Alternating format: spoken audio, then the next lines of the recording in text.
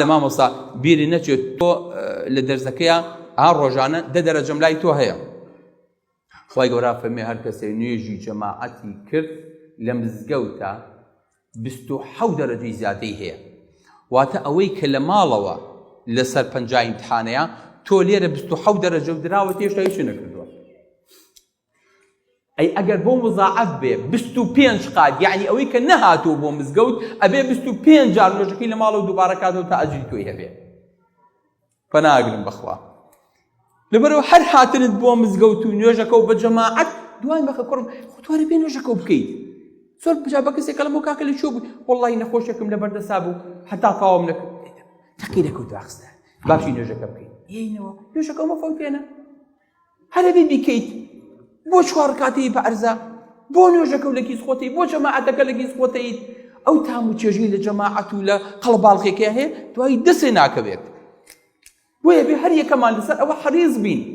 ئەگەر نوێژمان کرد جارێ 27 دەرەجەکە لە جێ بابێ. الله ئەکبەر. ئەمە 27 یعنی 23 تر بێنم دەرەجە.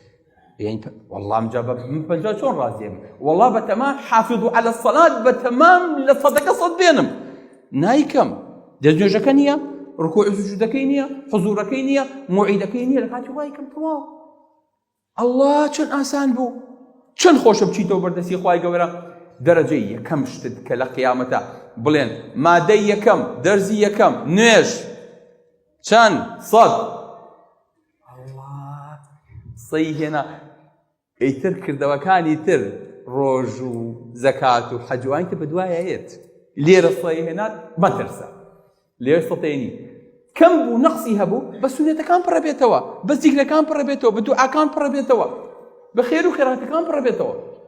بۆیە ئەبێ هەمومان حەریص بین لەسەر ئەم نوێژە دواتر خەڵگەری نوێژ بین. نابێ ئەو پیاوە بی کە هاتیتە ژوورەوە بۆ نوێژ کە ڕۆیشتی هەر و پیاوە بی.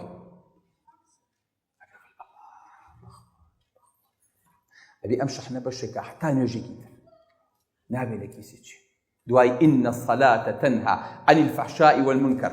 ها كاكا هاتي تقول نوش سيون وطلاق أو أم كوتبه أو نم كاكا تو إسألني نوش هاتي تو برام لسر خوبة كاكا بارشاني كريمة بونية فروشم بيوزناكا وأخوش برذكر دوا أيتو أبي بياويكي هادي لسر خو هر أو شو بشتي وسيادي قلتم إذا من فلما بروم دكاك لسه خوبة بطول بانتو إسألني وش هاتي تدلو أبي نشخن صفتي جابه أبي خلقك يبيني لبازار أمام ملائكة بلي والله أو بياوا أهلي نيشة همشان بقوا عم بيناتي نيشة خليني خلينا أبي فرق مع النبي كواتجاوزك تجيبوا إن الصلاة تنهى عن الفحشاء والمنكر والبغي بوي أبي جاوزي إيه ملقى الخلقي ترى زۆر بێ خۆشەویستەکەم ئەگەر نا بەڕاستی ئێمەش لەگەڵ خەڵکی ترا جیاوازیمان نییە.